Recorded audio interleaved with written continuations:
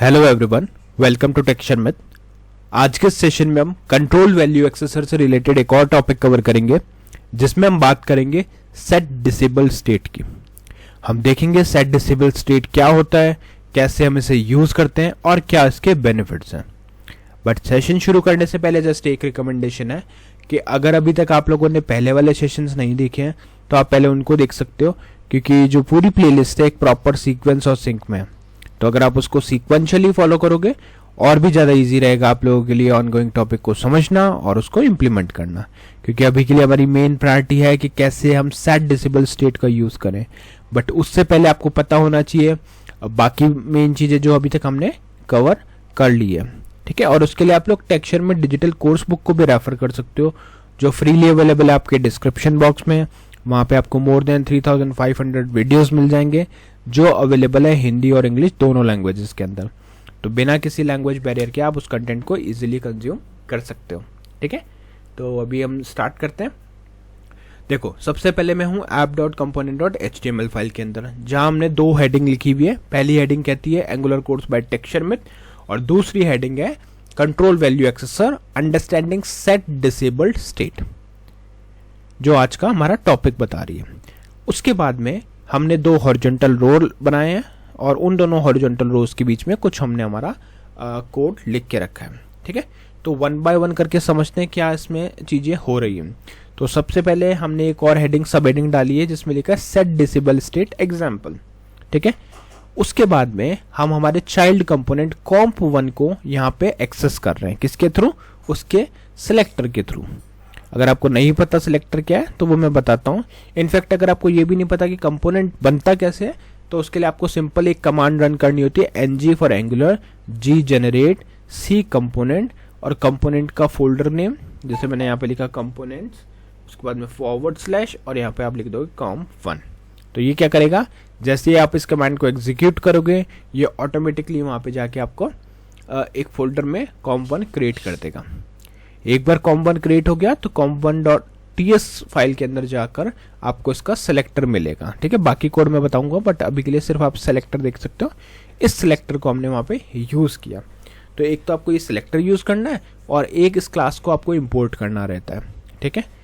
तो यहाँ पे हमने क्या किया, सिंपल एक ऐप कंपोनेंट, यहाँ पे आप देखो क्या लिखा है, using custom component as a form control. तो यहाँ पे हम कस्टम कंपोनेंट को as a form control use कर रहे हैं, ठीक है। तो app-comp1 form control of name, तो यहाँ पे नेम जो है उसको एक्सेस हम करा रहे हैं, ठीक है, फाइन। उसके बाद में हमने क्या किया, दो ब्रेक लाइन दिए और उसके बाद में हमने लिखा एक बटन, उस बटन के अंदर लिखा डिसेबल कंट्रोल और डिसेबल कंट्रोल का टेक्स्ट, ठीक है। तो जैसे ही यूजर इस बटन पे क्लिक करेगा वो ऑटोमेटिकली आपके जो कंट्रोल है उसको डिसेबल कर देगा, ठीक है। तो आई थिंक यहाँ तक क्लियर है। अब हम क्या करेंगे, यहाँ से हमने इस कंट्रोल को भेजना है तो उससे पहले कंट्रोल को डिफाइन करना पड़ेगा। तो उसके लिए आपको app-component.ts फाइल को ओपन करना है और यहाँ पे एक कंट्रोल क्रिएट करना है। तो देखो यहाँ मैंने क्या लिखा है, creating a form control with initial value. But उससे पहले आपको ये इंपोर्ट करना होगा जो हमारा मैंने आपको बताया था अभी सिलेक्टर के साथ में, ये वही क्लास नेम है।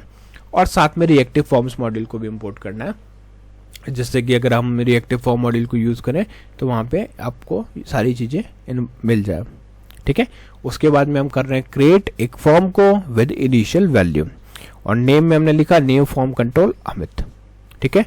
उसके बाद में हमने क्या किया, यहाँ पे लिखा method to disable the form control. ये क्या करेगा, ये मेथड हमें हेल्प करेगा फॉर्म कंट्रोल को डिसेबल करने के लिए, ठीक है। तो यहाँ मैंने मेथड सिंपल लिखा disable control this dot name dot disable.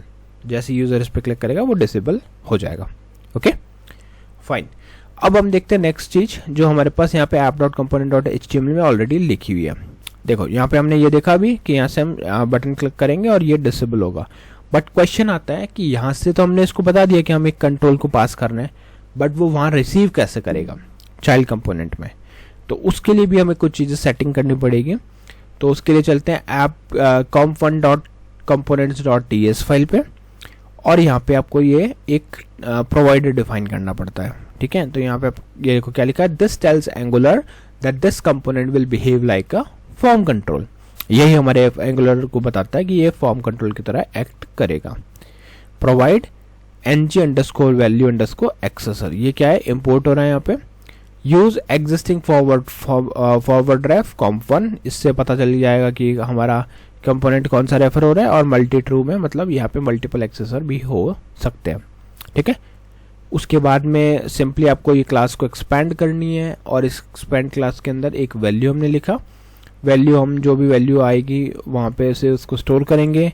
By default disable को हमने ट्रू रखा है, ठीक है, तो बाय डिफ़ॉल्ट वो ट्रू रहेगा।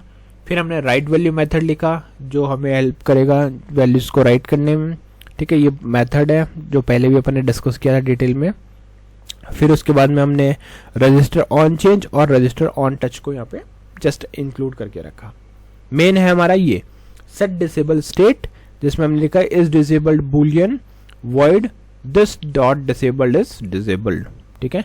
तो ये क्या करेगा, दिस डॉट डिसेबल्ड में इज डिसेबल्ड को मूव कर देगा। और ये इज डिसेबल्ड क्या है, अगर आप यहाँ पे देखोगे तो यहाँ पे हम ये बटन से इसको कॉल करेंगे, तब यहाँ पे ये this dot name dot disable की वैल्यू मूव ऑन करेगा, ठीक है। तो अब इसका बेनिफिट क्या होगा, ये तो हमने कर लिया, हमें ये चीज़ क्लियर हो गई कि ये कैसे हमने ऐड ऑन किया। बट क्वेश्चन है कि इसका बेनिफिट क्या है, कैसे ये चीज़ वर्क करेगी।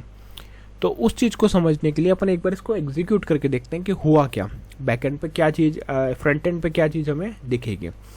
तो हम यहाँ पे लिखते हैं ng for angular, g generate, c component, यहाँ पे फोल्डर आ जाएगा कंपोनेंट्स, ठीक है, /, और उसके बाद में हम लिखेंगे यहाँ पे comp1, सॉरी ये तो हम एग्जीक्यूट करना है ना, तो ng सर्व हाइफन ओपन एंटर। जैसे आप एंटर करोगे कुछ सेकंड्स बाद में ये आपके ब्राउजर को ओपन करेगा और वहाँ हम चीज़ों को वेरीफाई करेंगे। देखो मेन हेडिंग आ गई, एंगुलर कोर्स बाय टेक्सचर में, फिर है forms and angular, control value accessor, understanding set disabled state. फिर सेट डिसेबल्ड स्टेट में आ गया हमारा एग्जाम्पल, वहाँ पे हमने लिखा comp1 वर्क्स, एक इनपुट फील्ड है अमित, और अभी तो ये इनेबल्ड है। तो क्वेश्चन है कि फिर ये डिसेबल कैसे होगा, तो ये डिसेबल तब होगा जब आप यूज़र एज ए यूज़र आप जब इस पर क्लिक करोगे। सिंपल उस बटन पे यही लिखा है कि डिसेबल कंट्रोल। अब मैं जैसे ही यहाँ पे डिसेबल कंट्रोल पे क्लिक करता हूँ तो ये हमारा अब डिसेबल हो चुका है, राइट। अब आप ना इसमें कुछ टाइप कर सकते हो, ना इसको रिमूव कर सकते हो, ना इसको मॉडिफाई कर सकते हो, ठीक है। तो इस तरह से हमारा डिसेबल कंट्रोल वर्क करता है। अब अगर किसी भी रीज़न से अगर आपको यूज़र को ये फंक्शनलिटी प्रोवाइड करनी है डिसेबल कंटेंट की, तो वो आप यहाँ से प्रोवाइड कर सकते हो, ठीक है। तो आई थिंक ये आपको क्लियर हो गया होगा कि कैसे चीज़ें वर्क कर रही हैं। हमने सिंपल वे में इस चीज़ को इम्प्लीमेंट किया। सबसे पहले हमने एक ऐप कंपोनेंट था, उस ऐप कंपोनेंट के अंदर हमने चीज़ों को डिफाइन किया, जैसे नेम कंट्रोल हमने बनाया, राइट। एक हमने डिसेबल कंट्रोल मेथड बनाया। उसके बाद में app.component.html फाइल के अंदर हमने उसको पूरा सेट किया। अब क्लिक करने पे क्या होगा, जैसे डिसेबल कंट्रोल पे क्लिक करेगा यूज़र तो ऑटोमेटिकली ये मेथड कॉल होगा this.name.disabled, ठीक है। और फॉर्म कंट्रोल हम यहाँ पे ऑलरेडी पास कर ही रहे हैं नेम के लिए। तो इस सिचुएशन में इनपुट वैल्यू, अब हाँ ये चीज़ और आई थिंक ये हमने नहीं देखा था, इसके component.component.ts के अंदर हम क्या कर रहे हैं, वैल्यू को डिसेबल सेट कर रहे हैं, ठीक है, इनपुट फील्ड को। तो यही एक्चुअल में यहाँ पे जो हमने बनाया उसके बेसिस पे चेंज होगा, ठीक है। तो आई होप ये चीज़ क्लियर हुई होगी। अब एक इम्पॉर्टेंट चीज़ और है कि जब भी आप इन चीज़ों को इम्प्लीमेंट कर रहे हो तो मेक श्योर करना है कि जो भी हम वेरिएबल, मेथड नेम ये सब ले रहे हैं ये केस सेंसिटिव है, तो आपको उसी अकॉर्डिंग इसको बिल्ड करना पड़ेगा। क्योंकि अगर आपने इसको जैसे यहाँ पे अगर आपने स्मॉल ए को अगर डिफरेंट वे में लिख दिया, कैपिटल में लिख दिया, तो वो वर्क नहीं करेगा, ठीक है। तो इसलिए आपको मेक श्योर करना है कि जो भी चीज़ आप लिख रहे हो एग्जैक्टली सेम केस में आप उसको लिखो। सेकंड चीज़, जो भी अभी तक हमने टॉपिक डिस्कस किए हैं वो बहुत इंपॉर्टेंट है, तो पूरा आप सिक्वेंशियली उसको प्रैक्टिकली परफॉर्म करके देख सकते हो। और अगर उसमें आपको कोई भी क्वेश्चन रहता है, क्वेरी रहती है या सजेशन रहता है प्लेलिस्ट से रिलेटेड, तो वो आप डायरेक्टली मेरे को कमेंट सेक्शन में पूछ सकते हो, मैं वहाँ पे आपको उसका आंसर करूँगा, ठीक है। तो इस सेशन के लिए इतना ही था। इस सेशन में हमने मेनली देखा कि कैसे हम सेट डिसेबल स्टेट का यूज़ करते हैं। नेक्स्ट सेशन में हम बाकी टॉपिक डिस्कस करेंगे। मीनवाइल आप लोग इसकी प्रैक्टिस कर सकते हो, और अगर आपको कोई भी इससे रिलेटेड क्वेश्चन या क्वेरी है तो वो मुझे डायरेक्ट कमेंट सेक्शन में पूछ सकते हो। So yeah, that's all for today. See you in the next session. So thank you for watching Tech Sharmat.